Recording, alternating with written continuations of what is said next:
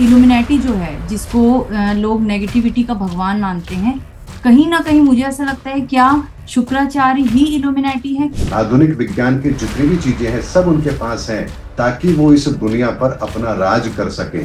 और यहाँ जो उनका सिंबल है एक आंख का, वो एक आंख कहीं ना कहीं शुक्राचार्य जी के उसी कॉन्सेप्ट का प्रतीक है। देवताओं का कॉन्सेप्ट हमेशा देने का होता है और राक्षसों का कॉन्सेप्ट हमेशा छीनने का होता है। तो वर्तमान के अंदर किसी भी परिस्थिति का जब आप आकलन करेंगे तो यहाँ केवल और केवल छीनने का कॉन्सेप्ट है, देने का कॉन्सेप्ट है ही नहीं। पंजाब को अपनी भूमि पर बड़ा अभिमान था। भारत को हम बहुत बड़ा अन्न का भंडार देते हैं। इस बार बारिश में क्या हुआ, पूरा पंजाब तबाह हो गया। शनिदेव की सेना इस धरती पर उतर चुकी है परिवर्तन की बागडोर संभालने के लिए, और उनकी सेना के अंदर चींटियां होती हैं। तो यहाँ पर एक ईश्वरीय आदेश होता है कि चींटियों को भोजन दिया जाए और भोजन में अखरोट दिया जाए। कुछ लोग देख रहे हैं कि वहां चींटियां जो अखरोट का भोजन कर रही है, एक चींटा आ रहा है, अखरोट को जैसे ही उसने छुआ, जैसे उसको करंट लगा और वो दूर चला गया। उससे पहले एक समाधान बताया गया कि शनि की न्यायिक व्यवस्था की स्थापना होनी है, तराजू का एक उपाय करना है। पूरे भारतवर्ष से 55 लोगों को मैंने बुला करके जयपुर के अंदर उस प्रक्रिया को पूरा किया, और उस प्रक्रिया के पूरा होने के करीबन 1 महीने के अंदर अंदर ही सर्वोच्च न्यायालय से न्याय की देवी के आंखों से काली पट्टी हटा दी गई है और उनके हाथ में संविधान की किताब दे दी गई है। यूपी के अंदर एक जगह है बहराइच, वहां एक आश्रम है, वहां कोई नहीं जाता, लेकिन उसके बाद भी आपको वहां पांव के निशान मिलेंगे। और एक पांव के निशान नहीं, अलग अलग तरह के पांव के निशान आपको मिलेंगे। इस समय 18 अक्टूबर से लेकर के 4 दिसंबर के बीच में ग्रहों की वो परिस्थिति बन रही है जो अपने आप में बहुत ही विलक्षण है। आज तो हम भगवान श्री कृष्ण के मंदिर में जाकर केवल दर्शन मात्र से सोचते हैं कि हमारा कल्याण हो जाएगा। हम भगवान राम के मंदिर में जाकर दर्शन करते हैं, सोचते हैं कि हमारा कल्याण हो जाएगा। भगवान श्री कृष्ण की मौजूदगी के अंदर दुर्योधन जैसा पात्र भी सुधर नहीं पाया, धृतराष्ट्र का मोह भंग नहीं हो पाया। जिन्होंने प्रत्यक्ष राम को देखा, कृष्ण को देखा, सोचिए उनका कल्याण नहीं हुआ और आपका कल्याण हो जाएगा केवल दर्शन मात्र से। जो द्वारिका कभी समुद्र से बाहर थी, आज वो समुद्र के अंदर डूबी हुई है। जो राम सेतु कभी पुल था, आज समुद्र के अंदर डूबा हुआ है। ये इतिहास के वो प्रमाण है जो हमें बताते हैं कि 9 के बाद शून्य आएगा, युग अंत के बाद में विनाश होगा। हमारे हिंदू मान्यताओं के अनुसार हमारे शरीर को अग्नि के हवाले किया जाता है, दाह संस्कार किया जाता है। लेकिन महापुरुषों की आप समाधि क्यों देखते हैं? सर, आपका बहुत बहुत स्वागत है आज के एपिसोड में। जी, आपका भी बहुत बहुत धन्यवाद। आपके दर्शकों का भी धन्यवाद जिन्होंने इतना प्यार दिया, इन बातों को इतना महत्व दिया।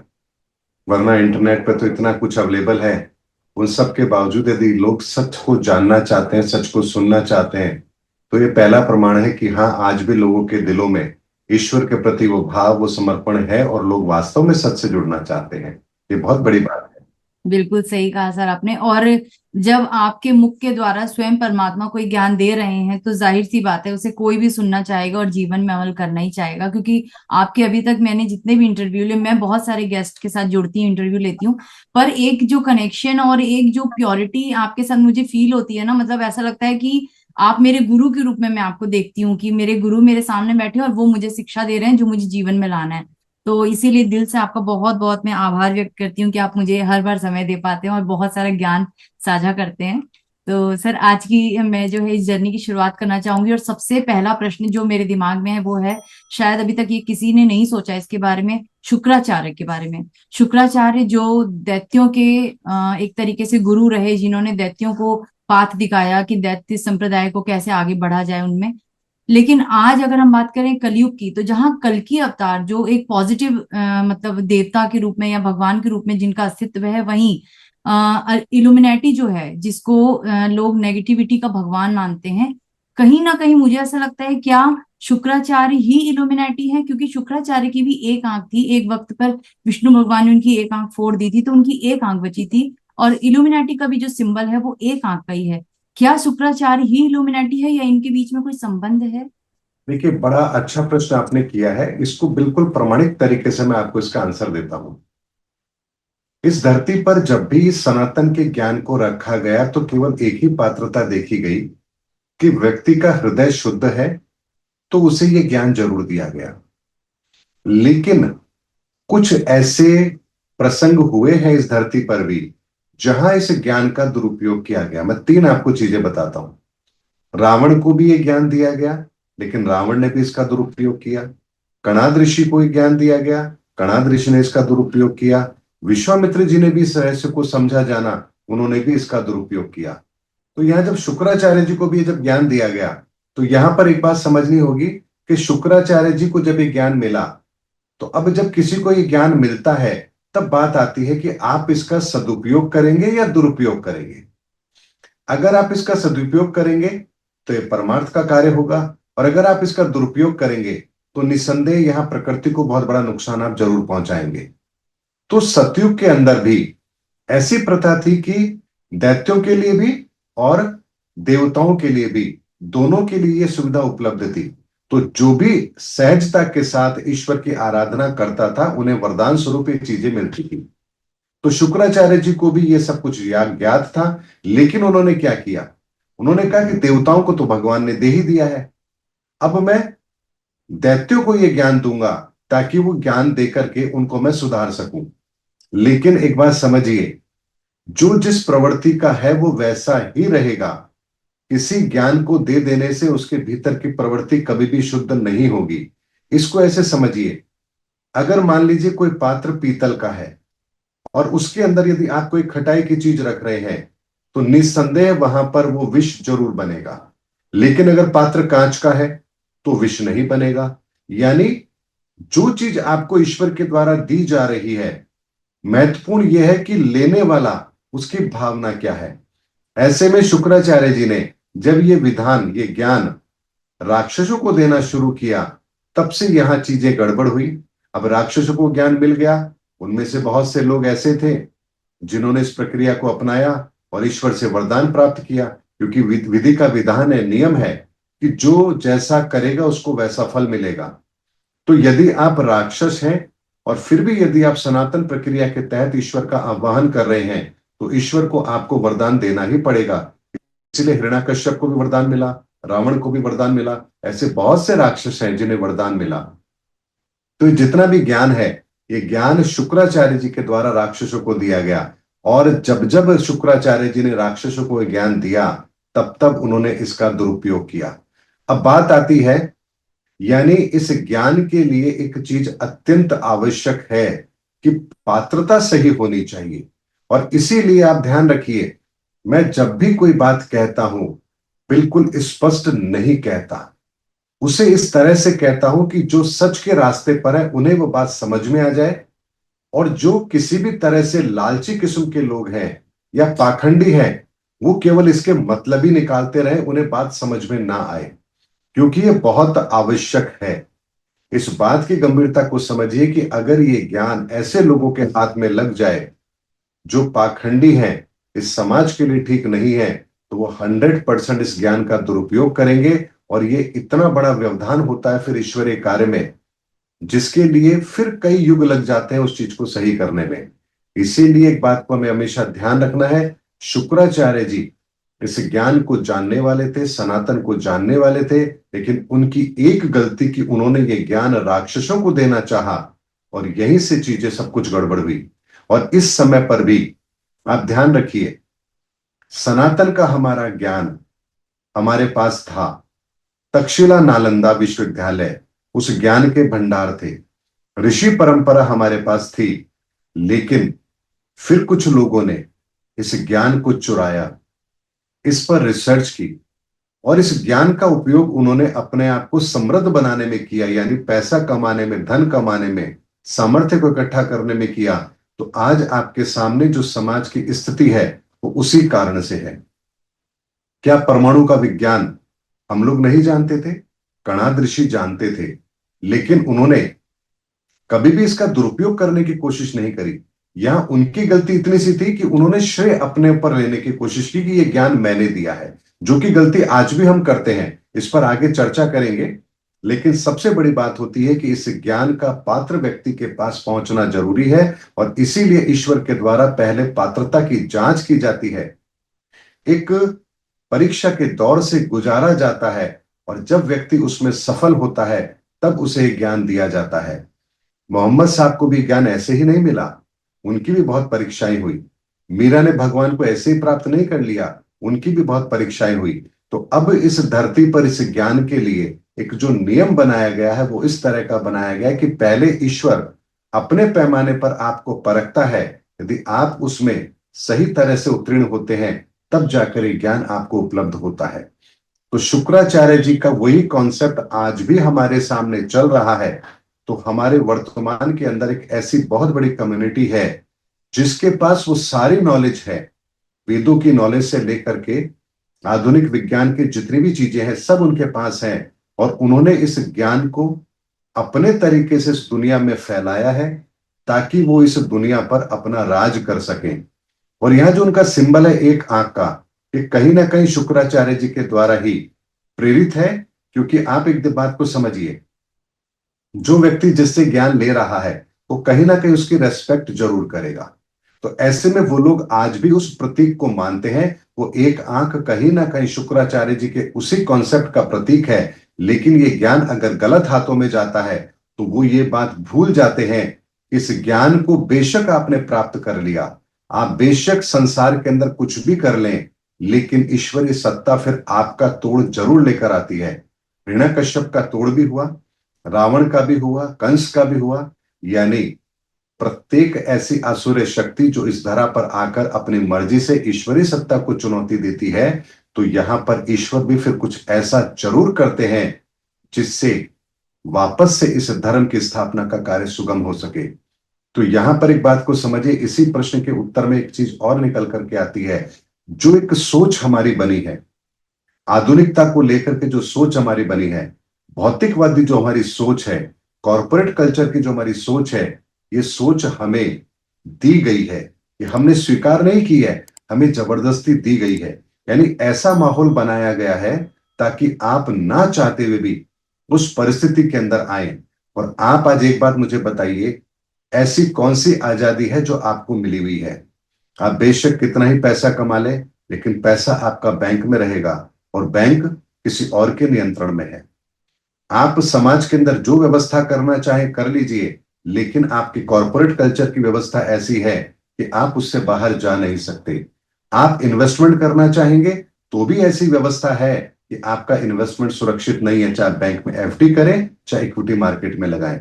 तो यहां पर एक बात को समझिए कि हम चारों तरफ से इस तरह से इस प्रभाव में घिर चुके हैं कि अब तो हमें इस चीज का भी एहसास नहीं है कि हमें वास्तव में कोई दूसरा कंट्रोल कर रहा है क्या।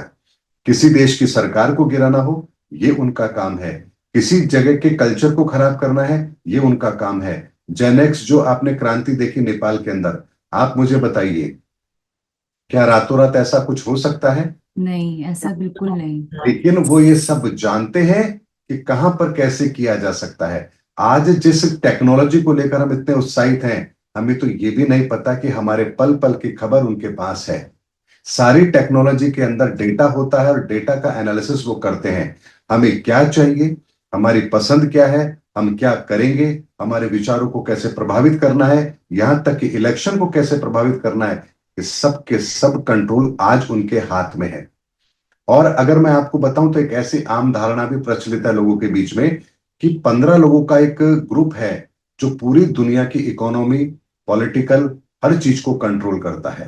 तो आप एक बात को बताइए, क्या वर्तमान में दैत्यों का शासन नहीं है? दैत्य का मतलब ये नहीं होता कि जहां दो सींग लगे हो और दांत बड़े बड़े हो और हा करके चिल्लाता हो जैसा हमने देखा है सीरियल्स के अंदर।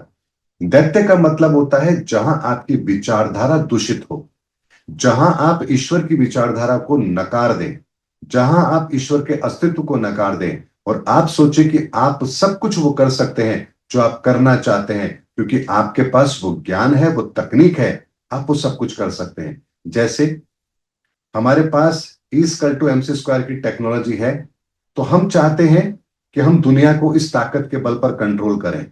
तो क्या आज आप हथियारों के बल पर पूरी दुनिया को झुकाने की कोशिश नहीं कर रहे हैं? तो क्या ये दैत्यों की सोच है या देवताओं की सोच है? देवताओं की सोच होती है हमेशा देने की। तो आप जब भी देवताओं का आह्वान करते हैं, आप उनके सामने अपनी कोई समस्या रखते हैं, अपनी कोई बात रखते हैं, वो आपको वो पूरी करते हैं, वो आपको धन्य धान्य से परिपूर्ण करते हैं। तो हमारे हिंदू शास्त्रों के अंदर तो आपकी जो भी समस्या है वो किस देवी देवता से संबंधित है, उनका आवाहन कैसे करना है, आवाहन करेंगे तो वो आपको देकर जाते हैं। देवताओं का कॉन्सेप्ट हमेशा देने का होता है और राक्षसों का कॉन्सेप्ट हमेशा छीनने का होता है। तो वर्तमान के अंदर किसी भी परिस्थिति का जब आप आकलन करेंगे तो यह केवल और केवल छीनने का कॉन्सेप्ट है, देने का कॉन्सेप्ट है ही नहीं। इक्विटी मार्केट के अंदर आप पैसा लगाएंगे, अचानक से मार्केट क्रैश होगा और आपका सारा पैसा चला जाएगा, ये छीनने का कॉन्सेप्ट है। इलेक्शन के अंदर आपको एक प्रलोभन दिया जाएगा, आपको प्रलोभन देकर आपसे वोट लिया जाएगा, आपसे वोट छीना जाएगा और उसके बाद 5 साल वो अपनी मर्जी चलाएंगे।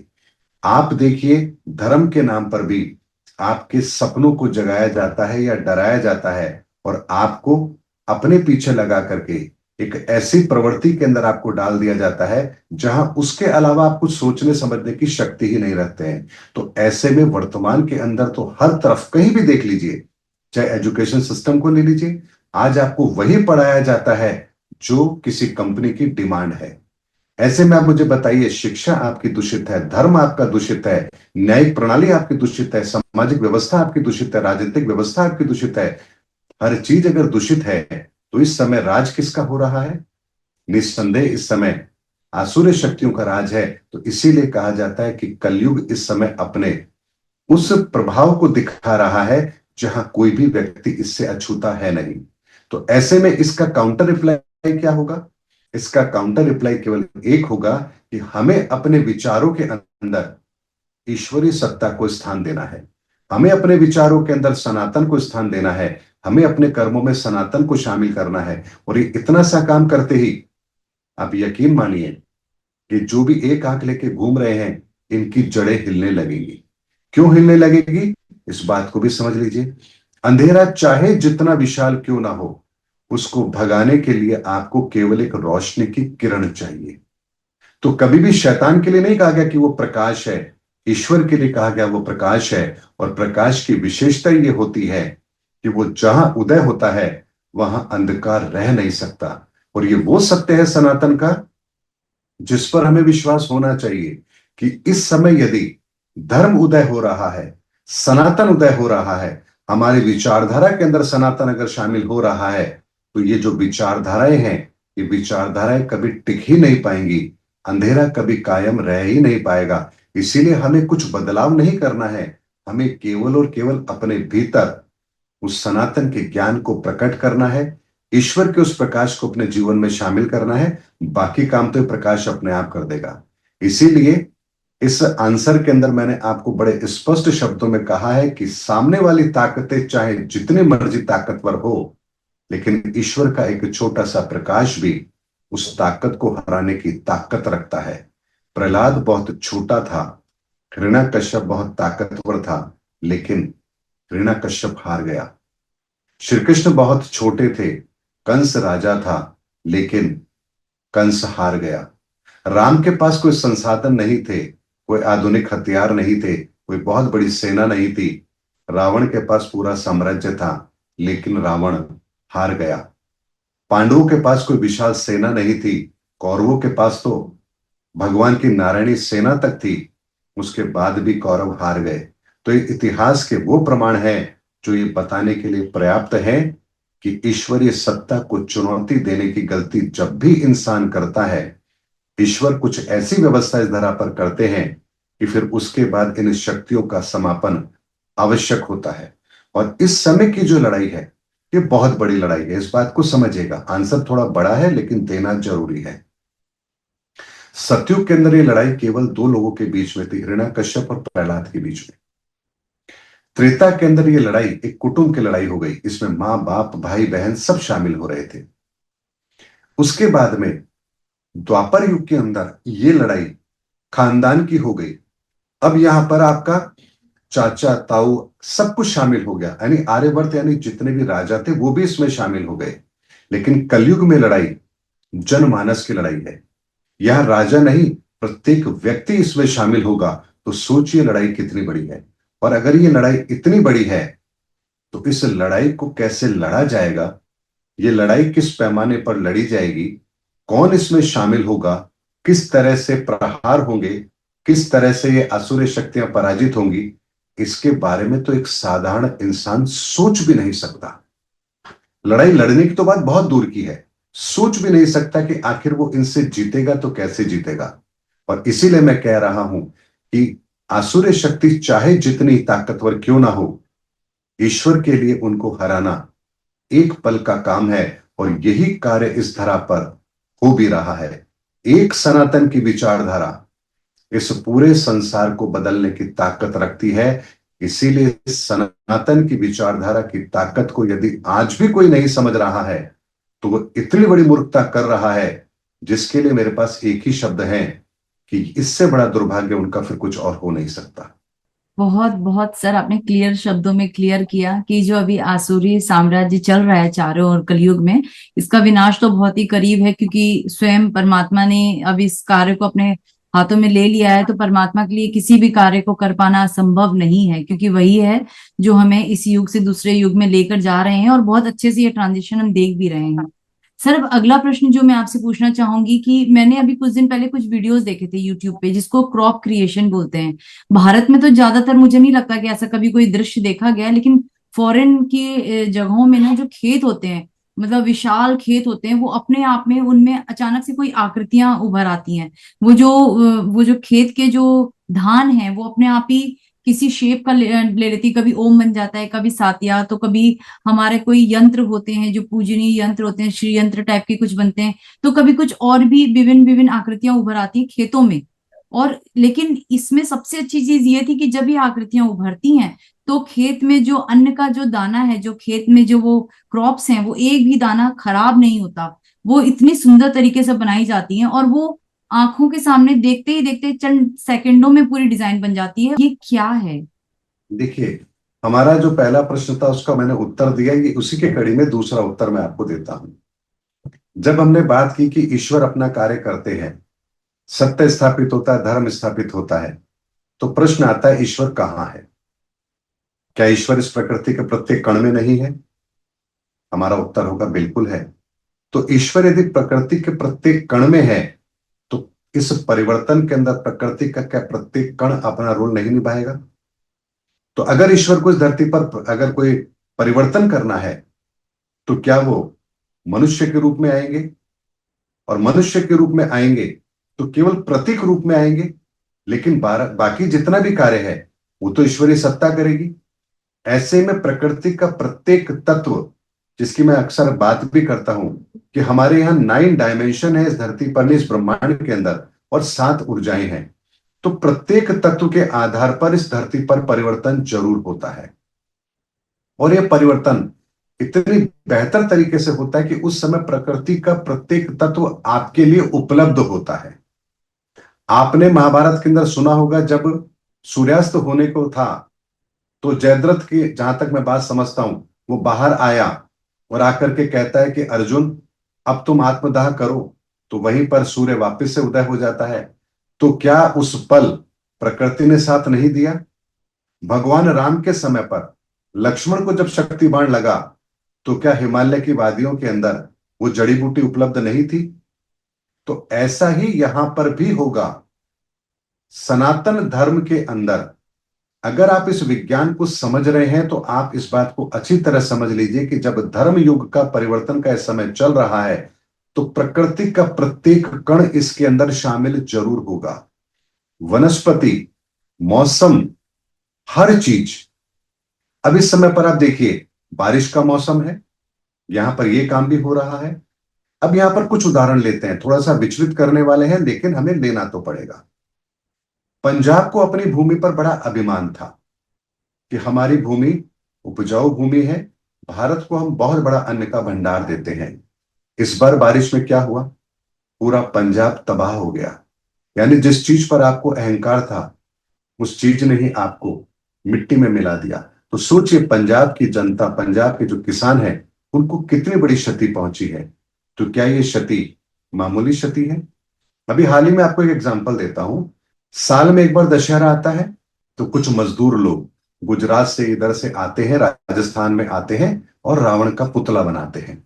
आप देखिए, दशहरे से 2 दिन पहले इतनी तेज बारिश होती है कि सारे पुतले उनके खराब हो गए। लाखों रुपए का कर्ज लेकर सड़क के किनारे वो रावण का पुतला बेच करके पूरे साल अपनी जिंदगी चलाते हैं, लेकिन प्रकृति ने 1 सेकंड में उनके पूरे मंसूबे खराब कर दिए। अब यहां किसी तरह से 1 दिन का बीच में समय बचा तो उन्होंने कुछ पुतलों को वापस खड़ा किया, लोगों को बेचा। तो दशहरे वाले दिन जब रावण दहन हो रहा था, उससे पहले फिर बारिश हुई और सारे रावण दहन या तो समय से पहले करने पड़े, या जो खड़े थे रावण उनको लेटा करके फिर उनके अंदर आग लगाई गई। तो अब सोचिए कि प्रकृति कैसे चुन चुन करके हमारे के सामने ऐसी परिस्थितियां क्रिएट कर रही है, और अगर फिर भी हम इन संकेतों को नहीं समझ रहे हैं तो इससे बड़ा हमारा दुर्भाग्य और क्या होगा। और इस धरती पर मैं आपको बताता हूं, ऐसे बहुत सारे स्थान हैं जहां आज भी ईश्वरीय सत्ता के अधीन वो शक्तियां इस धरा पर उतरती है और उस कार्य को करती है। हाल ही में मैंने एक छोटा सा उपाय बताया था, चींटियों को अखरोट खिलाने का। जानते हैं, आज एक रहस्य को आपके सामने रखता हूं। शनिदेव की सेना इस धरती पर उतर चुकी है परिवर्तन की बागडोर संभालने के लिए, और उनकी सेना के अंदर चींटियां होती हैं, और चींटियों का भोजन होता है अखरोट। ऐसे में अगर इस धरा पर वो सेना उतरी है तो उनकी भोजन की व्यवस्था कौन करेगा? तो यहां पर एक ईश्वरीय आदेश होता है कि चींटियों को भोजन दिया जाए, और भोजन में अखरोट दिया जाए। अखरोट भी अपने हाथ की हथेली पर रखकर उसको मैश करके दिया जाए, मिक्सी में पीस कर या किसी तरह से चाकू से काट कर ना दिया जाए। हजारों लोगों ने उपाय किया, मैंने वीडियो के माध्यम से लोगों को बताया। आप ताज्जुब करेंगे, बहुत से लोगों ने इस उपाय को किया। कुछ लोगों ने जब ये उपाय किया तो 1 घंटे के बाद देखा है कि सारे अखरोट गायब है वहां से, यानी चींटियों ने बड़े अच्छे से उनको खाया है। कुछ लोग देख रहे हैं कि वहां चींटियां जो अखरोट का भोजन कर रही है, एक चींटा आ रहा है, अखरोट को जैसे ही उसने छुआ, जैसे उसको करंट लगा और वो दूर चला गया। फिर किसी तरह से दोबारा आया, एक दाना लिया, उठाकर जाने लगा। कुछ दूरी पर गया, वापस से लौट के आता है, वही दाने को रखता है और फिर चींटा लौट के चला जाता है। ये असामान्य घटनाएं हैं। कुछ लोगों के अखरोट को चींटियों ने हाथ तक नहीं लगाया, यानी उसको छुआ तक नहीं। तो ऐसे में ये प्रमाण है इस बात का, चींटी तो वही है, भोजन भी वही है, लेकिन इतना बड़ा अगर प्रत्यक्ष हमें प्रमाण देखने को मिल रहा है तो इस बात का प्रमाण है कि इस धरती पर कब क्या घटित होने वाला है और उसके लिए ईश्वर हमसे क्या कार्य करवाता है। जब हमारा पहलगाम की घटना हुई, उससे पहले भी एक संकेत मिला था कि धरती को लाल चुनरी ओढ़ाई जाए। मैंने वो उपाय सार्वजनिक तौर पर बताया वीडियो के माध्यम से, हजारों लोगों ने वो काम किया, और उसके बाद देखिए हम अगर उस परिस्थिति में आए तो भारत का कुछ भी नुकसान नहीं हुआ। उससे पहले एक समाधान बताया गया कि शनि की न्यायिक व्यवस्था की स्थापना होनी है, तराजू का एक उपाय करना है। पूरे भारतवर्ष से 55 लोगों को मैंने बुला करके जयपुर के अंदर उस प्रक्रिया को पूरा किया, और उस प्रक्रिया के पूरा होने के करीबन 1 महीने के अंदर अंदर ही हमें एक खबर मिलती है कि भारत के अंदर सर्वोच्च न्यायालय से न्याय की देवी के आंखों से काली पट्टी हटा दी गई है और उनके हाथ में संविधान की किताब दे दी गई है। ये वो चीजें हैं जो प्रकृति के लेवल पर हो रही हैं, और उसका असर भी हमें देखने को मिल रहा है। अब कोई इस पर विश्वास करे या ना करे ये अलग विषय है, लेकिन प्रकृति अपना संकेत जरूर दे रही है। मैं आपको बताता हूं, यूपी के अंदर एक जगह है बहराइच, वहां एक आश्रम है। वहां पर जमीन के ऊपर आपको ऐसे पद चिन्हों के निशान मिलते हैं।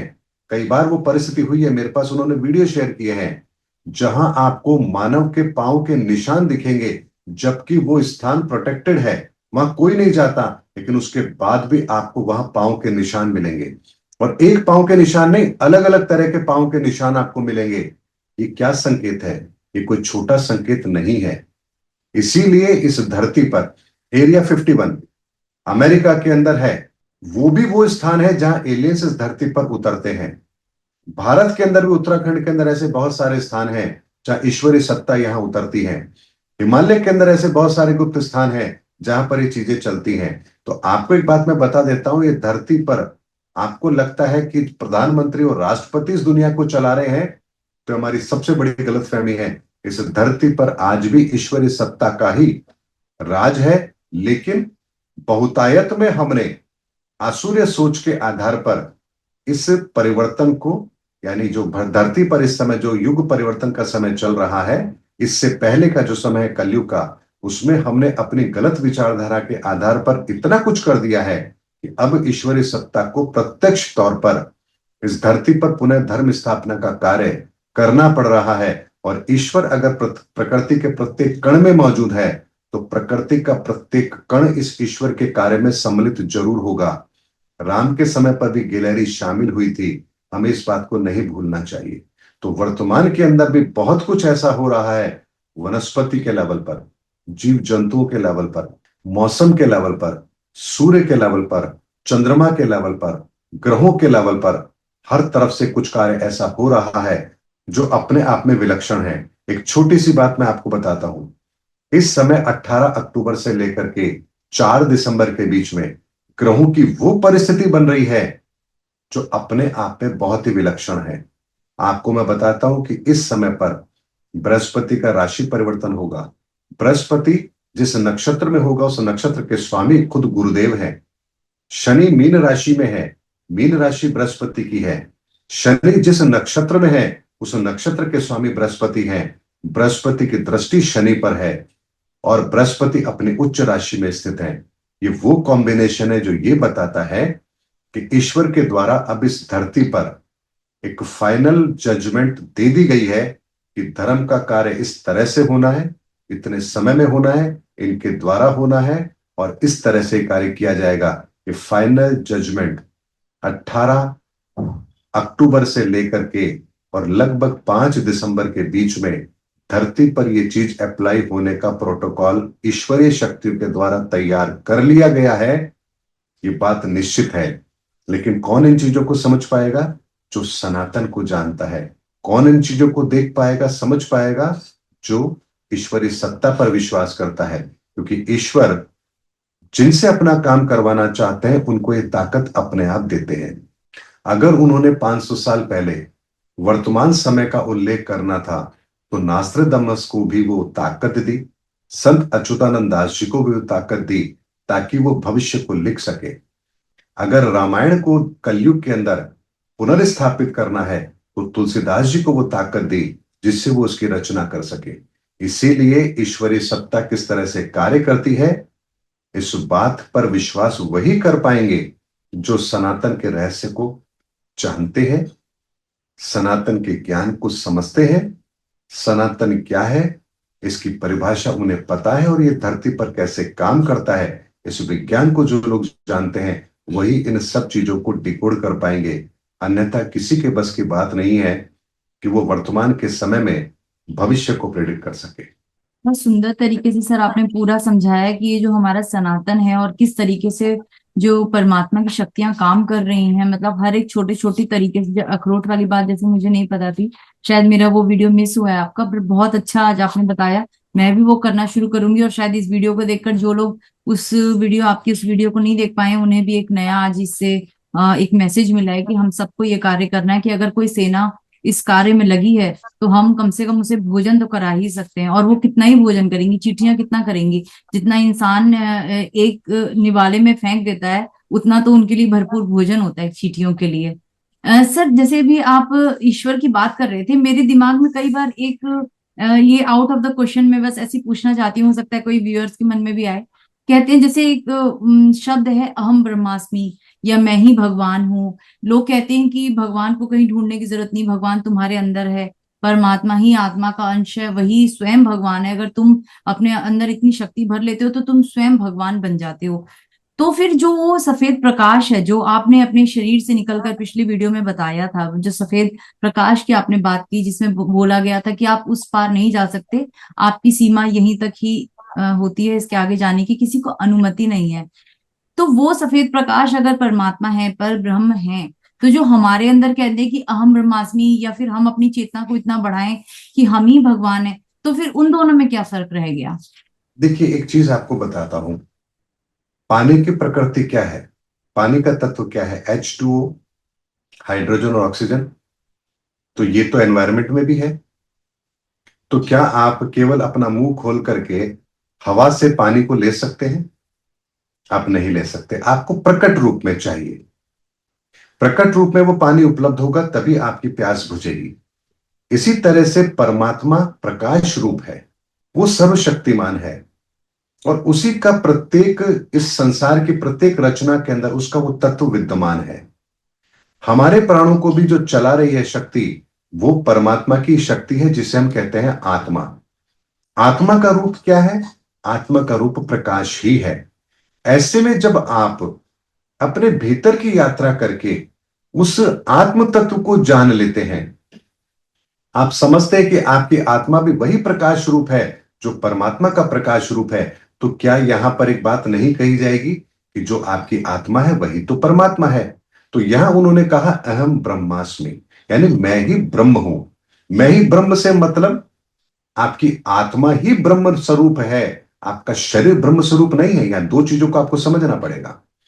आपका शरीर ब्रह्म स्वरूप नहीं है, आपकी आत्मा ब्रह्म स्वरूप है। इसीलिए उन्होंने कहा अहम ब्रह्मास्मि। आत्मा के लेवल पर उन्होंने कहा अहम ब्रह्मास्मि। हम क्या समझते हैं? उन्होंने कहा इस शरीर के लिए कि हाँ मैं ब्रह्म हूं। हमारा शरीर ब्रह्म नहीं है, हमारी आत्मा ब्रह्म स्वरूप है। इसीलिए आत्मा का जो अध्ययन करते हैं तब वो जान पाते हैं कि आत्मा और परमात्मा क्या है। और आत्मा के अध्ययन को ही कहा जाता है आध्यात्म। अध्यात्म का मतलब क्या होता है?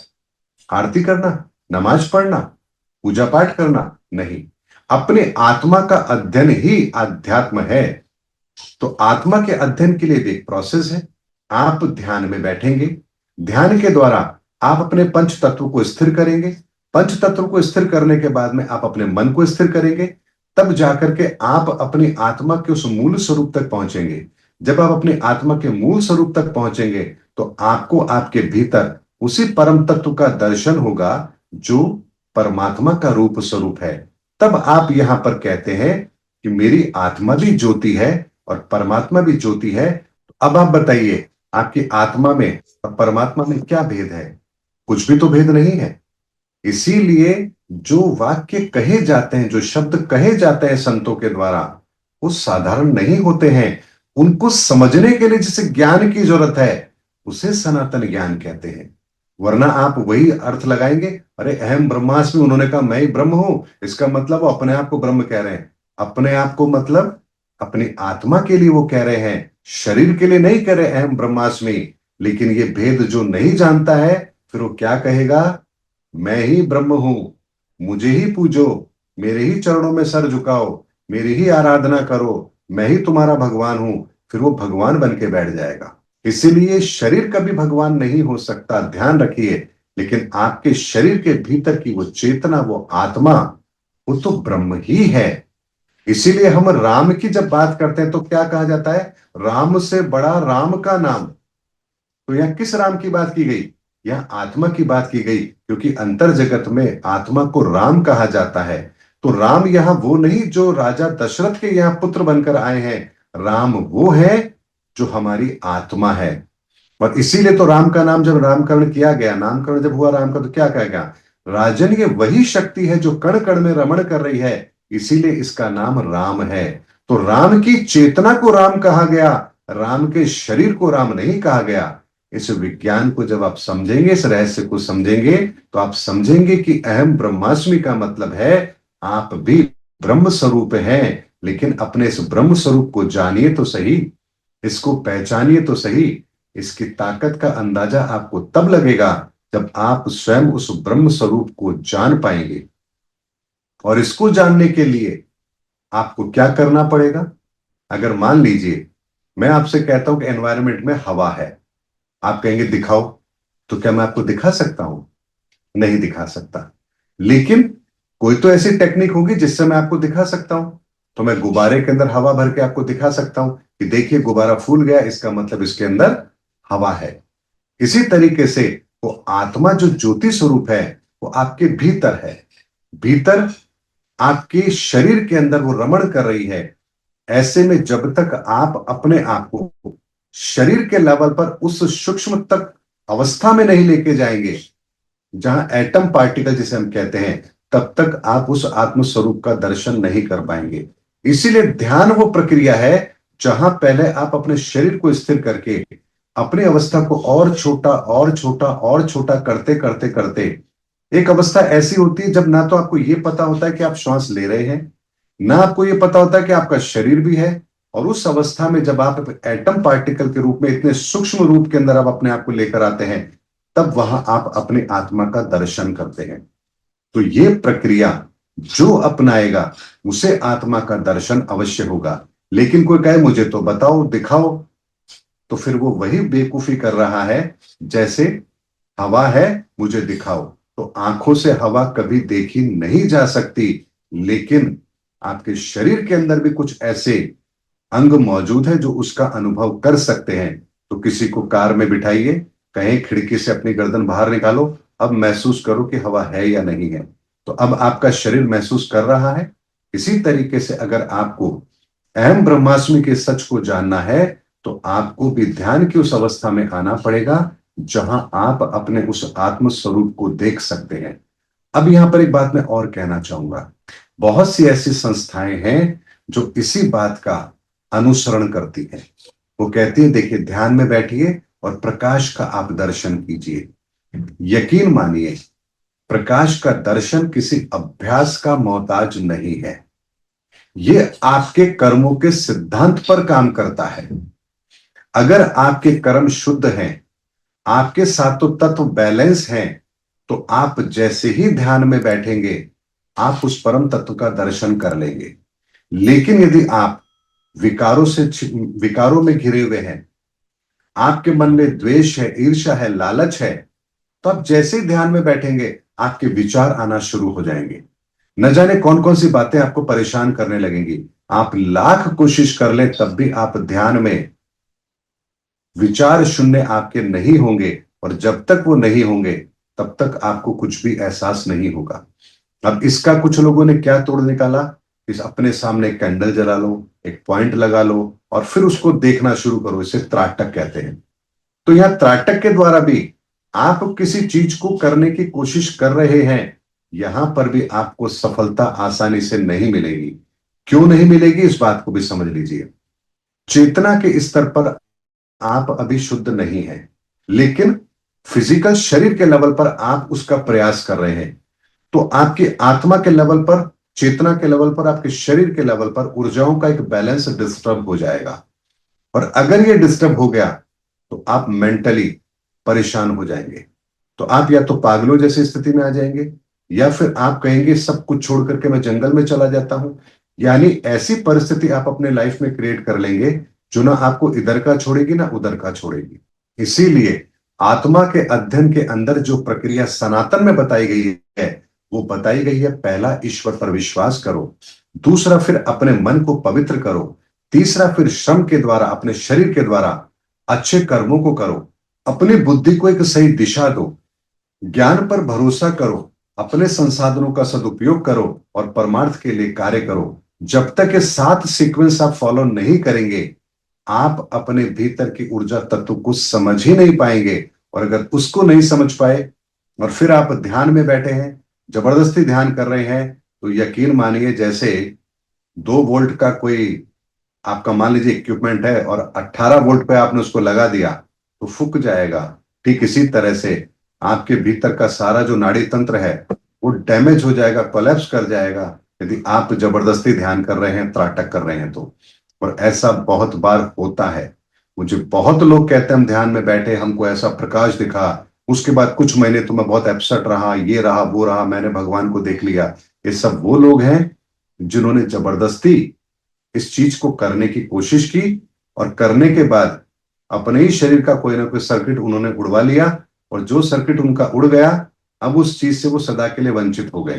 तो 99.9% केसों में तो लोग मानसिक तौर पर विक्षिप्त हो जाते हैं। लेकिन यदि आपका ऊर्जा तत्व ठीक है और फिर यदि आप ध्यान कर रहे हैं, तो आप ध्यान में वो अनुभूति प्राप्त करेंगे, आत्मा का वो अध्ययन आपको प्राप्त होगा जो आपके लिए श्रेष्ठ होगा। ये बहुत बड़ा विज्ञान है। इस विज्ञान को हमें समझना पड़ेगा। इसको ऐसे समझ लीजिए जैसे बिजली है तारों में, लेकिन आपको पता होना चाहिए कि प्लास्टिक इसका कुचालक है। यानी प्लास्टिक के ग्लव्स पहन के यदि मैं इस तार को पकड़ूंगा तो मेरा कुछ नहीं बिगड़ेगा। अगर ये चीज आपको पता है तो आप उस बिजली को कंट्रोल कर सकते हैं? अगर ये नहीं पता और नंगे हाथों से अगर आपने छू लिया तो क्या होगा? इसी तरीके से हमें यह समझना पड़ेगा कि इस विज्ञान को समझने के लिए भी हमें किसी न किसी लेवल पर अपने आप को उस अवस्था में लाना पड़ेगा जहां से हम इस यात्रा को आरंभ कर सके। इसीलिए एक बात अच्छी तरह समझ लीजिए, सनातन का विज्ञान प्रत्येक मनुष्य के लिए है, लेकिन इसमें कोई शॉर्टकट नहीं है। इसमें आपको अपने पहले सातों तत्वों पर काम करना पड़ेगा, उसको बैलेंस करने की कोशिश करनी पड़ेगी, और वो होता है अच्छे कर्मों से। वो किसी के यहां शरणागति होने से नहीं होगा। अगर ऐसा होता तो मुझे बताइए, सुकरात को जहर देने वाले कौन थे? जहां तक मेरे को याद है, मैंने ज्यादा पढ़ा नहीं, लेकिन उन्हें जहर देने वाले कौन थे? महात्मा बुद्ध के साथ ये प्रक्रिया अपनाने वाले कौन थे? यानी संतों के साथ भी ऐसे लोग मौजूद थे जिन्होंने उन्हें ही मारने का प्रयास किया।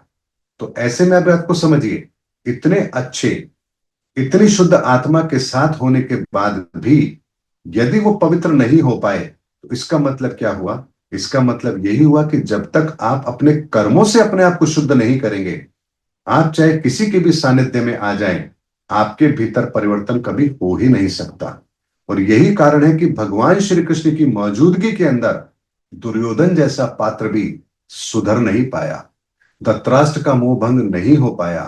क्यों नहीं हो पाया? आज तो हम भगवान श्री कृष्ण के मंदिर में जाकर केवल दर्शन मात्र से सोचते हैं कि हमारा कल्याण हो जाएगा। हम भगवान राम के मंदिर में जाकर दर्शन करते हैं, सोचते हैं कि हमारा कल्याण हो जाएगा। अरे उनके समय तो वो साक्षात मौजूद थे। तो क्या जो उनके सामने थे, जिन्होंने प्रत्यक्ष राम को देखा, कृष्ण को देखा, जिनसे वार्ता की, जिनसे बातचीत की, भगवान ने के साथ जिनका संपर्क रहा, सोचिए उनका कल्याण नहीं हुआ, और आपका कल्याण हो जाएगा केवल दर्शन मात्र से? कभी भी नहीं होगा। इसलिए सनातन का विज्ञान ये कहता है कि सबसे पहले इस तत्व ज्ञान को समझिए, इस तत्व ज्ञान को समझकर अपने भीतर के तत्वों की पहचान कीजिए। किस तत्व में आपकी कौन सी विकृति है, उसको पहले अपने आचरण से ठीक कीजिए, और उसके बाद धीरे धीरे आध्यात्म के मार्ग पर बढ़िए। आपको वो अनुभूति जरूर होगी जिसे आप प्राप्त करना चाहते हैं। इसके अतिरिक्त यदि आप कोई भी प्रक्रिया लगाएंगे, मैं मेरा कुंडली जागरण कर लूं, त्राटक कर लूं, ये कर लूं, वो कर लूं, आप मिसगाइडेड है, और आप कभी भी मंजिल तक नहीं पहुंच पाएंगे। इसीलिए एक बात हमेशा याद रखिए, जितने भी महापुरुष इस धरती पर आए, उन्होंने सदैव संसार को एक ही बात कही कि अच्छे कर्म करो। कुरान में क्या कहा गया? तुम्हें यह करना है, यही तो कहा गया।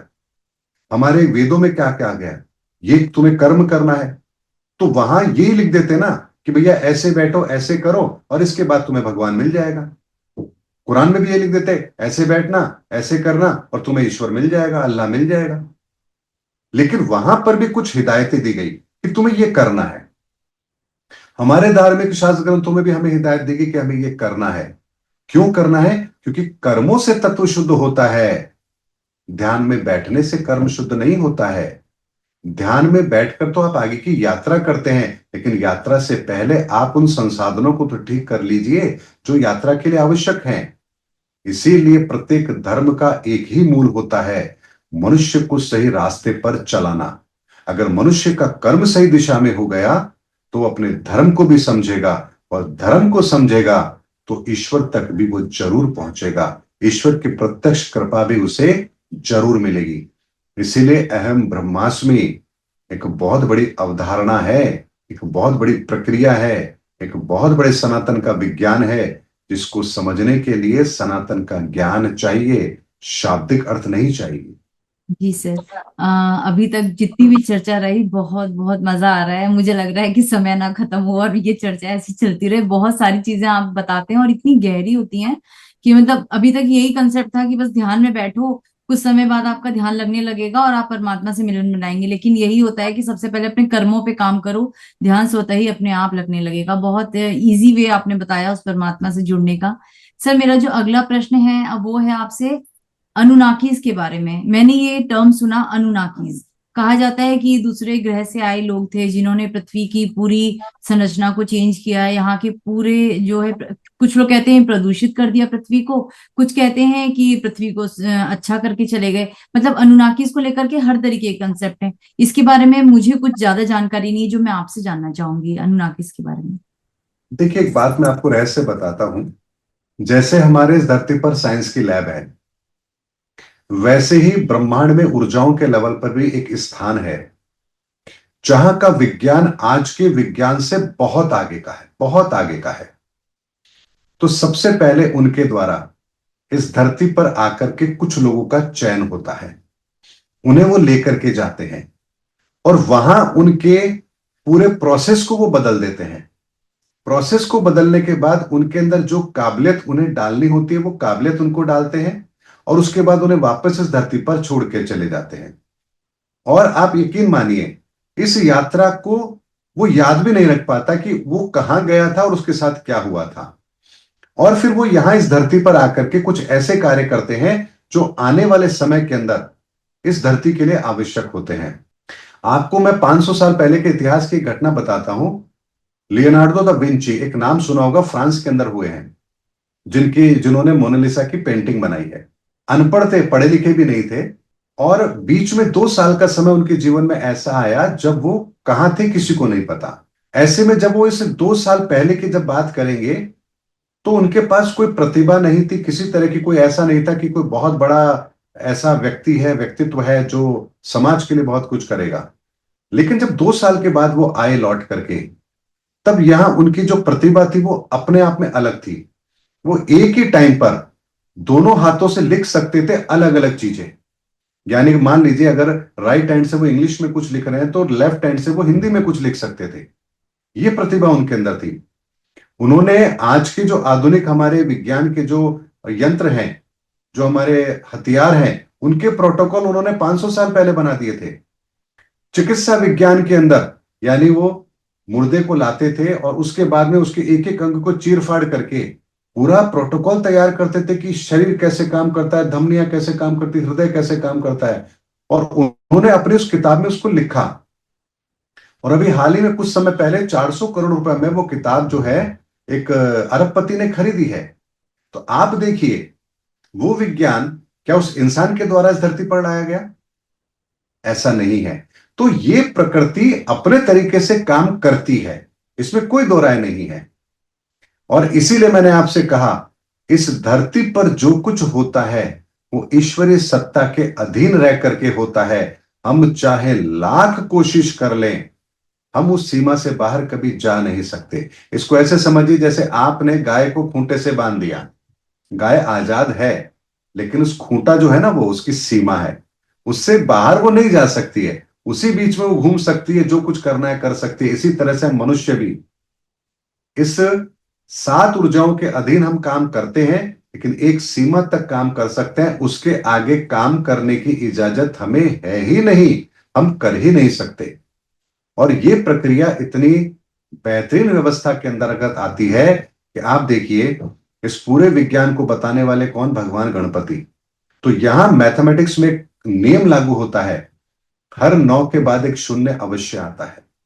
चाहे आप कहीं पर भी लगा लें, किसी भी संख्या में लगा लें, तो ये शून्य जो होता है, ये इस बात का प्रतीक होता है कि 1 से लेकर के 9 तक की ऊर्जाओं के अंदर जो कुछ सृजित किया गया है, इसका उपयोग कर लिया गया है। अब भौतिक स्तर पर इसको नष्ट करना है और ऊर्जाओं के लेवल पर इसे शुद्ध करना है। तो यहां एक शून्य की रचना होती है, जिसमें उन सारी चीजों को समाहित कर दिया जाता है। ताकत वही होती है, लेकिन भौतिक स्तर पर उसका कोई अस्तित्व नहीं होता। और इसी शून्य को कहते हैं ब्लैक होल। इसीलिए यदि आपको समझना है कि धरती कितनी पुरानी है, तो इस ब्रह्मांड में जितने भी ब्लैक होल हैं, आप उसको काउंट कर लीजिए। ये धरती उतनी बार विनाश की लीला देख चुकी है। इसीलिए ये वो विज्ञान है जिस विज्ञान को जानने के पश्चात हमें यह पता लगेगा कि हमारा आज का आधुनिक विज्ञान कितना बौना है। हम तो केवल तत्वों के लेवल पर, बहुत छोटे से फिजिकल लेवल पर एक एक्सपेरिमेंट करके कुछ नियमों को बना रहे हैं। क्वांटम वर्ल्ड के अंदर तो यहां नियम बहुत कुछ अलग चलते हैं। और वैज्ञानिक जब उस स्तर पर पहुंच चुके हैं, क्वांटम लेवल पर, तो उनको समझ में आता है, भैया ये हमारे समझ के बाहर की बात है। क्योंकि यहां इस लेवल पर जो कुछ होता है, ना वहां ग्रेविटी काम करती है, ना लाइट की स्पीड काम करती है, किसी तरह का कोई भौतिक का नियम वहां लागू ही नहीं होता है। तो सोचिए, क्या हमारे सामने ईश्वरीय सत्ता और उसकी ताकत का परिचय क्या ईश्वर नहीं दे रहे हैं? दे रहे हैं। लेकिन अगर फिर हम वही गलती करेंगे, ईश्वरीय सत्ता को चुनौती देंगे, तो ईश्वरीय सत्ता सारी व्यवस्थाओं को ठीक करने के लिए एक समय अवधि आने पर शून्य का निर्माण जरूर होता है, और वर्तमान समय उसी शून्य के निर्माण का है। हर युग के बाद वो आता है। इसीलिए आप देखिए, जो द्वारिका कभी समुद्र से बाहर थी, आज वो समुद्र के अंदर डूबी हुई है। जो राम सेतु कभी पुल था, आज समुद्र के अंदर डूबा हुआ है। ये इतिहास के वो प्रमाण है जो हमें बताते हैं कि 9 के बाद शून्य आएगा, युग अंत के बाद में विनाश होगा। क्यों होगा? क्योंकि हम इन ऊर्जाओं के लेवल पर जो कुछ करना होता है भौतिक लेवल पर कर चुके होते हैं, उसको समाप्त होना है। लेकिन ऊर्जाएं कभी नष्ट नहीं होती है, इसलिए इन ऊर्जाओं को पुनः शुद्ध करना है। तो ब्लैक होल का कॉन्सेप्ट भी यही होता है कि जब कोई ग्रह मरता है तो ब्लैक होल में कन्वर्ट होता है। वो अपने आसपास के सारे तारों को भी अपनी ओर खींचता है जिनकी ग्रेविटी कम हो गई है, और काफी लंबे समय के बाद, हजारों साल के बाद में उसमें से फिर विस्फोट होता है और एक नई सृष्टि रचना लेती है, जन्म लेती है। तो ये सब चीजें वैज्ञानिक है, इन्हें वैज्ञानिक स्तर पर हमें समझना पड़ेगा। अब वो समय चला गया, एक बैठा है व्यक्ति और आपको कथा सुना रहा है, और आप बड़े भाव विभोर होकर गर्दन हिला रहे हैं, हाँ राम की कथा सुन रहे हैं। अरे राम की कथा सुनने से अगर आपका कल्याण होता तो हजारों साल से दुनिया सुनती आ रही है। दुनिया इस स्थिति में नहीं आनी चाहिए थी, लेकिन दुनिया इस स्थिति में आई है। तो कथा सुनने से नहीं, उस सत्य को जानने से हमारा कल्याण होगा। जो सत्य भगवान ने समय समय पर आकर इस धरा पर हमारे सामने रखा है, अगर उस सत्य को समझेंगे तो हमारा कल्याण होगा। सुनने से कल्याण कभी नहीं होगा। सत्य वचन महाराज, बिल्कुल सत्य कहा आपने सर। सर, इसमें एक अगला प्रश्न मेरा है। जैसे हम हिमालय की बात करते हैं कि जब भी हमने देखा कि किसी को अपने आध्यात्म के लेवल पे बहुत ऊपर जाना है तो ऋषि मुनियों ने हिमालय का रुख लिया और हिमालय पे वर्षों तपस्या की, और फिर जो है वो एक उच्च लेवल पे, परमात्मा के लेवल पर वो पहुंचकर उनको जान लिया, पहचान लिया, और फिर सृष्टि के रचना के कार्य में लग गए, जितने भी हमारे महान ऋषि मुनि हुए। वहीं हम बात करें गिरनार पर्वत की, उसका भी अपने आप में एक बहुत ही अनोखा रहस्य है। कहते हैं कि वहां की जो जड़ी बूटियां हैं वो स्वयं बताती हैं कि हमारा उपयोग किस तरीके से किया जाए। तो क्या गिरनार पर्वत में भी ऐसा कोई पोर्टल है जो कि हमें दूसरी दुनिया से कनेक्ट करता है, या उसकी क्या सच्चाई है, क्या है वहां का रहस्य? देखिए, इस रहस्य को आज आपके सामने रखता हूं, बड़े स्पष्ट शब्दों में रखता हूं। आपने सुना है हमारे शरीर को मृत्यु के बाद इसका जो समायोजन करना है उसके दो तरीके हैं। एक है आपने गाड़ दिया, एक है आपने जला दिया। हमारे हिंदू हिंदू मान्यताओं के अनुसार हमारे शरीर को अग्नि के हवाले किया जाता है, दाह संस्कार किया जाता है। लेकिन महापुरुषों की आप समाधि क्यों देखते हैं? क्या महापुरुषों के शरीर का दाह संस्कार नहीं करना चाहिए? करना तो चाहिए। साधारण इंसान जो मृत्यु को प्राप्त कर रहा है और हम कह रहे हैं कि भैया इसको पंच तत्व में विलीन कर दो, इसकी आत्मा को मुक्त कर दो, हम वहां दाह संस्कार कर रहे हैं, और दाह संस्कार ना करें तो हमें लगता है अरे ये तो जन्म जन्म तक न जाने कितने समय तक भटकेगा, ये इसका दाह संस्कार जरूरी है वरना ये आत्मा भटकेगी। लेकिन वहीं पर महापुरुषों का तो हमने कभी दाह संस्कार नहीं किया, महापुरुषों की तो हमने समाधि बनाई है। तो यहां महापुरुषों के लिए आप कितनी बड़ी अपनी व्यवस्थाओं को बदल रहे हैं, जबकि जमीन में दफनाना ये तो इस्लाम का काम है। तो आप ऐसी गलती क्यों कर रहे हैं? आप अपने महापुरुषों के साथ ये अन्याय क्यों कर रहे हैं? क्योंकि आप जानते हैं, ऊर्जाओं के लेवल पर जब आप अपने आप को पहचानते हैं, इस धरती के लिए जब आप कुछ बेहतर कार्य करते हैं, तो आपकी ऊर्जा, आपका ऑरा इतना स्ट्रांग होता है कि उस ऊर्जा को भी ईश्वर अपने आगे भी कार्य में सम्मिलित रखना चाहता है। ऐसे में यदि आपका शरीर नष्ट नहीं होगा तो वो ऊर्जा उसी रूप में विद्यमान भी रहेगी। ऐसे में महापुरुषों को यहां समाधि में उनको रख दिया जाता है, यानी उनके शरीर को नष्ट नहीं किया जाता, उनको एक तरीके से समाधि में लगा दिया जाता है, रख दिया जाता है, समाधि दे दी जाती है। अब यहां पर वो ऊर्जा उसी रूप स्वरूप के अंदर, ईश्वरीय कार्य के अंदर संलग्न रहती है, और वही कार्य आप संभाला कह लीजिए, आप गिरनार पर्वत कह लीजिए, या और किसी चीज से आप उसको संबोधित कर लीजिए, अब उस शरीर के बाद में भी वो ऊर्जाएं इस ईश्वरीय कार्य को करती हैं, और वो ऊर्जाएं उसके आगे भी अपने उसी प्रोसेस को जारी रखती हैं, और हजारों साल तक वो ऊर्जाएं अपने उस कार्य को जारी रखती है। वही ध्यान साधना अपने आत्म अनुभूति को जारी रखती है, और उसके अंदर भी उनका एक लेवल बढ़ता जाता है। एक लेवल ऐसा भी आता है जब आपको एक स्थायी तौर पर एक स्थान दे दिया जाता है। जैसे ध्रुव था, ध्रुव की ऊर्जा इतनी श्रेष्ठ ऊर्जा थी कि हमें ध्रुव तारे के रूप में आज भी वो ऊर्जा आसमान में दिखाई देती है। तो नक्षत्रों के अंदर अगर हम बात करें, ब्रह्मांड में अगर हम बात करें, तो जितने भी हमको टिमटिमाते हुए सितारे दिखते हैं, ये वो हैं जो कभी ना कभी इस धरा पर आए थे मनुष्य बनकर।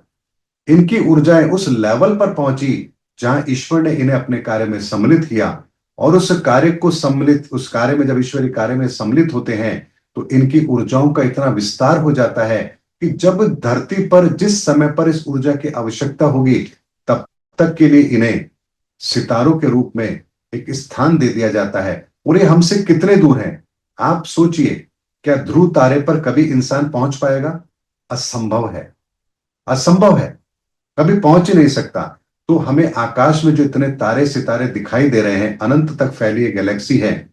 अब सोचिए कि इस ब्रह्मांड का जन्म कब हुआ होगा। ये सारी ऊर्जाएं वो ऊर्जाएं हैं जो कभी ना कभी किसी न किसी ग्रह पर जिन्होंने जन्म लिया, और अपनी इस ऊर्जाओं की अवस्थाओं को लगातार उन्होंने ईश्वरीय कार्य में सम्मिलित किया।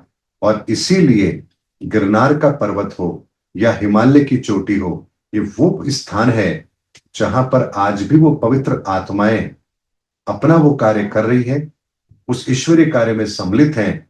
और जब जब इस धरा पर कुछ ऐसा होता है, जब इन ऊर्जाओं की आवश्यकता होती है, तो वो ऊर्जाएं अप्रत्यक्ष तौर पर उन मनुष्यों के साथ में, उन अवतारों के साथ में सम्मिलित कर दी जाती है, उनके उस कार्य में सम्मिलित कर दी जाती है, ताकि ये कार्य इस धरा पर आराम से हो सके।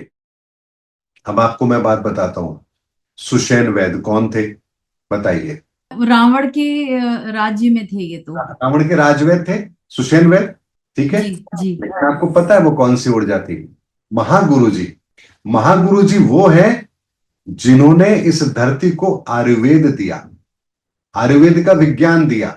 वही महागुरु जी, चूंकि राम के उस समय पर पता था कि ऐसी घटना होगी, तो वो सुषेण वैद्य बन करके रावण के समय पर, उस समय पर, उस कालखंड में मौजूद रहे। इसीलिए इस समय पर भी इस धरा पर अलग अलग जगहों पर अलग अलग ऊर्जाओं ने शरीर धारण किया होगा। और शरीर धारण करने के पश्चात जब ये सनातन धर्म की स्थापना का कार्य होगा, तो वो अपने अपना योगदान इस पुनित कार्य में अवश्य देंगे। यकीन मानिए, बिना आपकी उस ऊर्जा की पवित्रता के कोई भी व्यक्ति इस पुनित कार्य में सम्मिलित हो ही नहीं सकता है। एक छोटी सी बात मैं आपको बताता हूं। आप पॉडकास्ट करते हैं मेरे साथ, ये बहुत लोग देखते हैं, लेकिन यकीन मानिए कोई भी वो व्यक्ति कभी हिम्मत नहीं कर पाएगा मुझे अपने पॉडकास्ट में बुलाने की, जिसका उद्देश्य केवल और केवल टीआरपी है, और वो किसी तरह से मैनिपुलेट करके केवल यूट्यूब चैनल के लिए कार्य कर रहा है। वो कभी मुझे नहीं बुला पाएगा। क्यों नहीं बुला पाएगा? क्योंकि मेरे पास वो मटेरियल है ही नहीं जो उनके मतलब का हो। और मेरे पास जो है, अगर वो उन्होंने अपने चैनल पर चला दिया, तो उनके चैनल की ऑडियंस जो है वो विचलित हो जाएगी। तो यहां पर एक बात को समझिए, जो भी इस कार्य में सम्मिलित हो रहे हैं, कहीं ना कहीं वो पवित्र आत्माएं हैं जिन्हें ईश्वर वो प्रेरणा देते हैं, वो इस कार्य में सम्मिलित होते हैं। अब चाहे इस कार्य में सम्मिलित होने के लिए हमारा चाहे गिलहरी के रूप में चयन हो या हनुमान के रूप में हो, उससे क्या फर्क पड़ता है? चयन तो हमारा हुआ ना, ईश्वर के कार्य में तो हम सम्मिलित है ना। बस हमारे लिए यही सबसे बड़ी बात है कि हम उस ईश्वर के कार्य में है। इससे बड़ा सौभाग्य हमारा और क्या हो सकता है? इतनी सुंदर बात कह दी सर आपने। मतलब हमें प्राउड होना चाहिए अपने इस मनुष्य जीवन पर कि हमने ये जन्म लिया और हम ईश्वर के कोई तो काम आ सक रहे हैं। वरना ये पंच तत्व का शरीर एक दिन यही छूटेगा, पर ये आत्मा जो शुद्ध कर्म कर रही है, जन्मों जन्मों तक हम इसके लिए प्राउड फील करेंगे। और एक विज्ञान आपको यहां और बताता हूं। जो हम आध्यात्मिक चेतना के लिए कार्य करते हैं, वो कार्य कभी भी माइनस में नहीं जाता है। आप समझ रहे हैं बात को?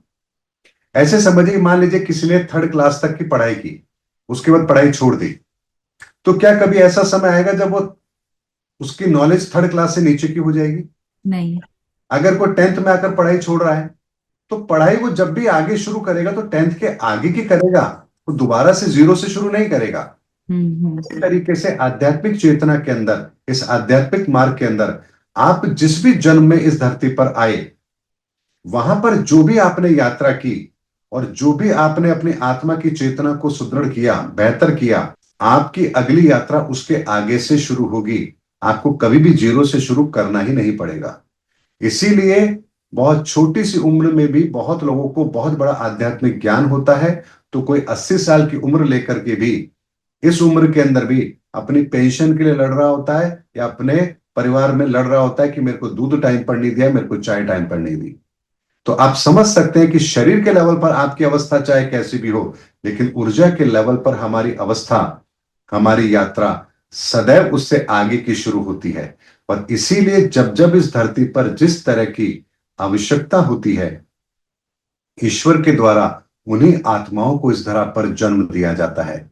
इसीलिए आप एक बात को समझिए, इस समय पर जो भी आत्मा इस धरती पर जन्म ले रही हैं, वो आत्माएं हैं जिन्होंने धर्म युग में कुछ कार्य करने हैं। उन आत्माओं को भी स्थान नहीं मिलेगा इस धरती पर जो विनाश करने आने वाली है, क्योंकि वो कार्य उनके लिए पहले था, वो पहले आ चुके।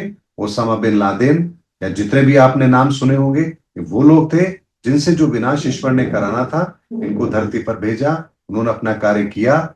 अब इस सब कार्य को समायोजित करके शून्य में स्थिर करना है और एक नई युग की शुरुआत करनी है, जहां प्रत्येक आत्मा पवित्र होगी, शुद्ध होगी, ईश्वर को मानने वाली होगी, सनातन को जानने वाली होगी, पहचानने वाली होगी, और जिनके जीवन के अंदर सनातन ही सर्वोत्तम होगा। और मैं आपको यहां पर एक बात और बताता हूं, हमारे दर्शकों को बताना जरूरी है। हमारे कई पॉडकास्ट में बातें हुई हैं, लोगों को अभी भी एक कंफ्यूजन होगा, आखिर हम फिर करें क्या? एक प्रश्न आता है, चलिए हमें समझ में आ गया सनातन सही है, सब कुछ सही है, ईश्वर का कार्य है, युग परिवर्तन है, पर हम क्या करें? तो देखिए, 7 ऊर्जाओं के अधीन हमारा यह शरीर है। ऐसे में आप सुबह से लेकर शाम तक इन 7 ऊर्जाओं का प्रयोग जरूर करते हैं। ऐसे में जब आप सुबह उठते हैं, उठते समय, उठने के बाद आप ईश्वर को प्रणाम करें। ईश्वर को जब आप प्रणाम कर रहे हैं, ईश्वर को आप याद कर रहे हैं, तो आप अपने पहले तत्व की शुद्धि का कार्य कर रहे हैं। उसके बाद आप शुद्ध मन के साथ अपने आज के दिन को व्यतीत करने की कोशिश करते हैं। आपका मन शुद्ध है, यहां आप दूसरी प्रक्रिया को फॉलो कर रहे हैं। आप उसके बाद में योग करते हैं, नहा धो के आप तैयार हुए, योग आपने किया। यहां योग के द्वारा आप अपने तीसरे तत्व को शुद्ध कर रहे हैं। उसके पश्चात आप दिन भर मुझे क्या करना है, कैसे करना है, इसकी प्लानिंग कर रहे हैं। और प्लानिंग के साथ में ये ध्यान रख रहे हैं कि हाँ, मुझे कोई ऐसा कार्य नहीं करना है जो नियम के विरुद्ध हो, सनातन के विरुद्ध हो। तो यहां आपका बुद्धि तत्व ठीक हो रहा है, तो आप चौथे तत्व को बैलेंस कर रहे हैं। उसके बाद जब आप कोई भी कार्य कर रहे हैं, तो ईश्वर को मन में याद करके कर रहे हैं कि हे ईश्वर, मैं आपके नाम से कार्य कर रहा हूं, इसका परिणाम जो भी श्रेष्ठ हो मुझे प्राप्त हो। तो यहां आप अपने पांचवें तत्व को ठीक कर रहे हैं। अब उसके बाद जो भी आज आपने कमाया, कमाई के बाद उसे अपने आंखों को बंद करके केवल ईश्वर से यही प्रार्थना करें, हे ईश्वर, जो मैंने आज कमाया है आपको समर्पित है। अब आप खजाने में से, अपने खजाने में से मुझे ये चीज वापस करें, ताकि मैं अपने आजीविका को चला सकूं। यहां आपने अपने छठे तत्व को ठीक कर लिया। अब आपके दिल में बात आनी चाहिए कि आज यदि कोई मुझे जरूरतमंद मिला या किसी के मैं काम आ सका, तो ये मेरा अहोभाग्य है। यहां आप जब ये भावना रख के आप दिन भर काम कर रहे हैं, और कहीं पर भी, कहीं भी आपको कोई जरूरतमंद मिला और आपने उसकी मदद कर दी, तो यहां आपने अपने सातवें तत्व को शुद्ध कर लिया। अब आप बताइए, इनमें से ऐसा कौन सा नियम है जो आपको हिंदू बनने से रोक रहा है? इनमें से कौन सा ऐसा नियम है जो आपको मुसलमान धर्म को खतरे में डाल रहा है? इनमें से ऐसा कौन सा नियम है जो आपको बौद्ध, जैन या सिख नहीं बनने देगा? अरे सब कुछ तो वही है, यही करना है, और इसी को करने से आपका तत्व शुद्ध होगा। जब इस प्रक्रिया को यदि आपने 50 दिन भी, 40 से 50 दिन भी यदि अपने जीवन में अपना लिया, मैं गारंटी से कह सकता हूं, आपके विचारों में वो परिवर्तन आ जाएगा कि आपके घर वाले ये बोलेंगे, ये आदमी कौन है भाई, कि पहले तो कुछ और था और अभी तो बिल्कुल बदल गया है ये। तो यहां से आप समझ लीजिए, आपने अपने आध्यात्मिक यात्रा की शुरुआत कर दी है। अब यहां पर आपके विचारों में ईश्वर स्वयं बैठ करके कार्य करेंगे। आपको जो प्रेरणा मिलेगी वो ईश्वर के द्वारा मिलेगी। अब आप समझिए, ये प्रक्रिया अगर हो गई तो अब कितने सारे संकटों से बचेंगे। जैसे ही मान लीजिए कोई व्यक्ति आया और उसने कहा, भाई साहब बहुत अच्छी स्कीम लाया हूं, इसमें इन्वेस्ट कर लीजिए। आपके भीतर का वो परमात्मा कहेगा, लालच नहीं करना है। आप कहेंगे, नहीं भैया, मैं नहीं समझता इस बात को, मैं नहीं करूंगा। बच गए आप। आपको क्रोध आया, मान लीजिए अचानक से कोई, आप जा रहे थे सड़क में और अचानक से कोई दुर्घटना हुई, आपको क्रोध आया कि नहीं कि नहीं गाड़ी डैमेज कर दी। अंदर से विचार आएगा, नहीं, क्रोध नहीं करना, कोई बात नहीं, हो गई दुर्घटना, हो गई, जो नुकसान होना था हो गया। अब बात को अपने को आगे नहीं बढ़ाना। आपने उससे लड़ाई नहीं करी, वो अपने घर चला गया, आप अपने घर आ गए, इंश्योरेंस था, आपने इंश्योरेंस क्लेम लिया, आपकी गाड़ी ठीक हो गई। लेकिन वहीं पर अगर मान लीजिए आप क्रोध कर लेते, दो चार उसके मार देते, थप्पड़ मार देते, लड़ाई झगड़ा हो जाता, केसबाजी हो जाती, क्या होता? गाड़ी तो तब भी खराब है, लेकिन अब आप अपना आगे का समय भी केसबाजी में खर्च कर रहे हैं। तो यकीन मानिए, आपके विचारों में जब ईश्वर शामिल हो जाएगा तो आपकी सुरक्षा करने की जिम्मेदारी फिर उस ईश्वरीय तत्व की है, आपकी नहीं है। वो आपको रोक देगा, जब भी कोई संकट आएगा आपको रोक देगा, नहीं ये नहीं करना है। यही सनातन का विज्ञान है। कण कण के भीतर वो ईश्वर है, ईश्वर की ऊर्जा है। और जब आप खुद अपने तत्वों को ठीक कर रहे हैं तो इस प्रकृति का प्रत्येक कण आपके साथ संपर्क में रहेगा। आपको जगह जगह वो संकेत मिलेंगे। यकीन मानिए, जगह जगह संकेत मिलेंगे। अगर मान लीजिए कहीं आप यात्रा पर जा रहे हैं और आगे कोई भीषण दुर्घटना होने वाली है, यकीन मानिए आपका टायर पंचर हो जाएगा, आप आगे जा ही नहीं पाएंगे। क्यों नहीं जा पाएंगे? क्योंकि आप आगे जा रहे हैं, वहां खतरा है और आप ईश्वर के साथ जुड़े हैं। अब ईश्वर तो प्रकट होकर आएगा नहीं, कहेगा भाई आगे मत जा, खतरा है। लेकिन वो सड़क, वहां का पत्थर, वहां का एनवायरमेंट, सब कुछ तो ईश्वर के अधीन है। तो वहां कुछ ऐसा होगा कि आपका टायर पंचर होगा और आप आगे नहीं जा पाएंगे। ये मैं आपको हकीकत बता रहा हूं। जब केदारनाथ की घटना हुई थी, मेरे एक रिलेटिव थे, वो जा रहे थे, रास्ते में जा रहे थे, टायर पंचर हो गया। उन्होंने किसी तरह से टायर ठीक करा लिया। फिर थोड़ी दूर गए, करीबन 15 किलोमीटर गए होंगे, फिर टायर पंचर हो गया। अब उनके दिमाग में डाउट आ गया, यार कुछ तो गड़बड़ है। नई की नई हमारी गाड़ी है, इनोवा गाड़ी है, साल डेढ़ साल पुरानी गाड़ी है, टायर पंचर हो रहा है और टायर पंचर एक बार पंचर हो गया, 15 किलोमीटर दूर फिर हो गया। उन्होंने कहा, यार हमें अब आगे नहीं जाना, ये संकेत ठीक नहीं है। उन्होंने वापस अपनी गाड़ी मोड़ी और वापस अपने शहर की तरफ मुड़ गए। जब सुबह उन्होंने देखा, पेपर पढ़ा, तो आप समझ जाइए उनके दिल में क्या बात होगी। कौन था बचाने वाला? तो हम जिन संकेतों को नजरअंदाज करते हैं, वही संकेत ईश्वरीय संकेत होते हैं। और ये बात देखिए, हमारे जीवन में बहुत गहराई से बिठाई गई है। अरे ये होगा तो इसका मतलब ये शगुन होगा, ये होगा तो इसका मतलब, ये शगुन और अपशगुन जो होते हैं, ये ईश्वरीय संकेत होते हैं कि क्या होने पर आगे क्या घटना घटित हो सकती है। आप देखिए, बारिश का मौसम होता है, मेंढक बाहर आ जाते हैं। बारिश का मौसम पर चींटियां अपना बिल छोड़ करके पेड़ों पर चढ़ जाती है। यानी प्रकृति भी सारे संकेतों को पहचानती है। सुबह सुबह मुर्गा बांग देता है, हमने सुना है। पक्षी की चहचहाहट सुनाई देने लगती है। अब उनके पास कौन सी घड़ी है भाई? लेकिन उन्हें पता है कि प्रकृति कैसे काम करती है, हर चीज उनके साथ जुड़ी हुई है। इसीलिए ये केवल छोटी सी चीजें अगर हम अपने जीवन में शामिल कर लें तो यकीन मानिए, आपने अपनी बागडोर ईश्वर के हाथों में दे दी। और जब बागडोर ईश्वर के हाथों में आ गई तो आपका कोई बाल भी बांका नहीं कर सकता। इतनी गारंटी आपको सनातन जरूर देता है, 100% देता है। सतयुग से लेकर आज तक ये गारंटी कभी फेल नहीं हुई है, तो आगे भी नहीं होगी। मीरा के साथ भी फेल नहीं हुई, प्रहलाद के साथ भी फेल नहीं हुई। भगवान कृष्ण को बचपन में कितना कुछ प्रयास किया गया, क्या फेल हुई गारंटी? नहीं हुई। तो आज कैसे फेल हो सकती है? नहीं हो सकती। इसीलिए हमें केवल और केवल सनातन के इन छोटे से नियमों को अपने जीवन में शामिल करना है। फिर आप जो काम कर रहे हैं करें, नौकरी करें नौकरी करें, व्यापार कर रहे हैं व्यापार करें। अब इस प्रक्रिया को अपनाएंगे और मान लीजिए आप पुलिस में हैं, थाने में घूस लेंगे? आप ले ही नहीं सकते। आप व्यापारी हैं और ये प्रक्रिया अपना रहे हैं, क्या आप किसी को चीट करने की सोचेंगे? आप नहीं सोच सकते। आप अध्यापक हैं, ये प्रक्रिया अपना रहे हैं।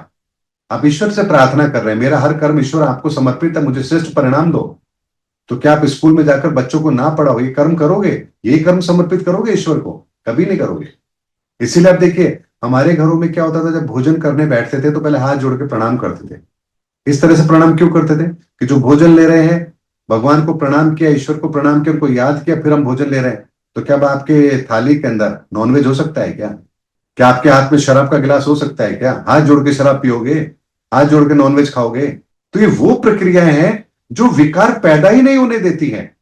और जब विकार पैदा ही नहीं होगा तो परिणाम कहां से मिलेंगे आप? इसीलिए सनातन वो नियम है, इस प्रकृति का वो विज्ञान है जो हमारी पग पग पर रक्षा करता है, पग पग पर रक्षा करता है।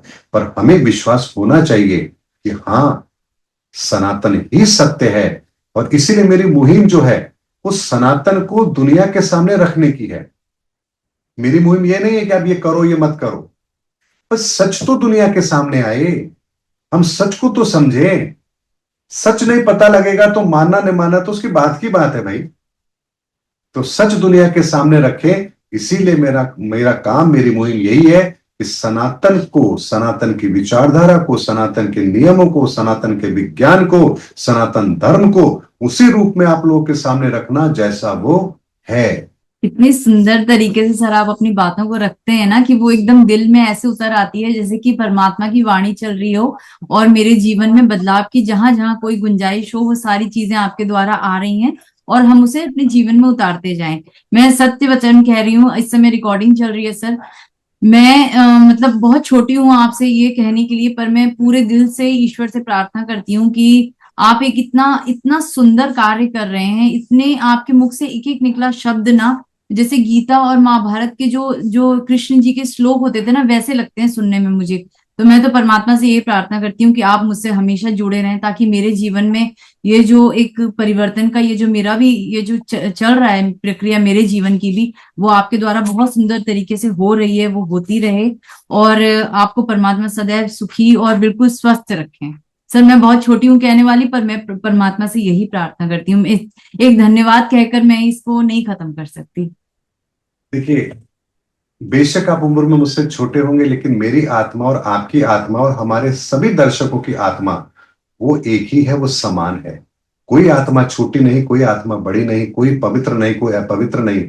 बस हमें तो अपनी आत्मा के ऊपर जो विकार आ गए हैं, हमें तो उनको हटा करके अपनी आत्मा को उतना ही उज्जवल बनाना है जितनी पवित्रता, जितनी उज्जवलता के साथ में परमात्मा ने उस आत्मा को अपने से अलग करके इस धरती पर भेजा था। हमें बस यही कार्य करना है। और इतना मैं आप लोग को जरूर कहूंगा, आपके दर्शकों को भी कहूंगा, आने वाला युग स्वर्णिम युग है, धर्म युग है। यकीन मानिए, मैं तो खुली आंखों से उस दृश्य को देख सकता हूं। आने वाला समय वो है जिस समय की कल्पना कोई नहीं कर पा रहा, लेकिन सत्य रूप में वो घटित होगा। अब तक जितने भी परिवर्तन इस युग में हुए हैं, चाहे वो सतयुग हो, त्रेता हो, द्वापर हो, उन सबसे बड़ा परिवर्तन इस समय पर होने वाला है। ये छोटा समय नहीं है, ये साधारण समय नहीं है, ये वो समय है जो युगों युगों के बाद आता है। हर युग के अंदर एक बार आता है। एक होता है महायुग, जिसमें सारे युग आते हैं। तो एक महायुग के अंदर ये एक बार ही आता है और वो समय चल रहा है। इसीलिए हम सब अपने अपनी जगह पर जहां हम हैं, आपके दर्शक, आप, मैं, जहां भी हैं, बस अपना कार्य श्रेष्ठता के साथ कर सकें, निस्वार्थ भाव से कर सकें, अपने आप को ईश्वर की ऊर्जा के साथ अलाइन कर सकें। बस यही कार्य हमें करना है। हमें हिमालय नहीं जाना, हमें कुछ छोड़ना नहीं। हमें तो बस श्रेष्ठता के साथ ईश्वर ने जहां खड़ा किया है वो कार्य हमें वहां पूर्णता के साथ करना है। आप भी कर रहे हैं, हमारे बहुत सारे दर्शक है वो भी कर रहे हैं, मैं भी कर रहा हूं। ईश्वर से प्रार्थना है कि मुझे भी वो ताकत दे, आपको भी ताकत दें, हमारे दर्शकों को भी वो ताकत दें कि हम दृढ़ता के साथ इस मार्ग पर चल सके। आप सभी दर्शकों को भी, आपको भी जय सनातन धर्म की।